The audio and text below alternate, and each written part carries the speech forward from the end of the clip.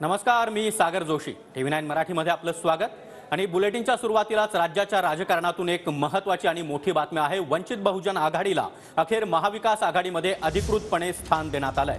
महाविकास आघाडीकडून पत्रकही जारी करण्यात आलंय आणि वंचित आता महाविकास आघाडीचा भाग असणार आहे. मुंबईतील बैठकीमध्ये महाविकास आघाडीच्या नेत्यांनी हा निर्णय घेतला.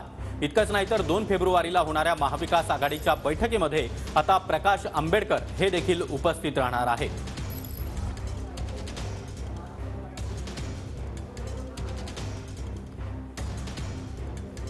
तर वंचित आघाडीला महाविकास आघाडीमध्ये अधिकृत स्थान देण्यात आलंय. महान परंपरा असलेला देश हुकुमशाहीकडे जातोय. लोकशाहीचे नियम पायदळी तुडवले जात आहेत.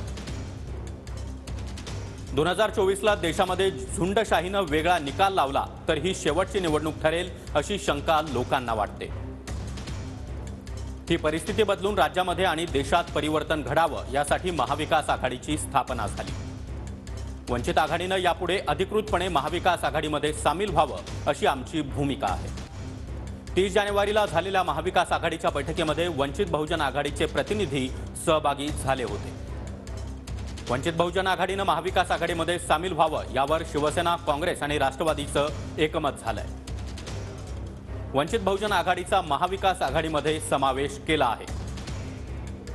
महाविकास आघाडीकडून जे अधिकृत पत्रक जारी करण्यात आलेले आहे त्यामधील हा मायना आपण ग्राफिक्सच्या माध्यमातून पाहतोय.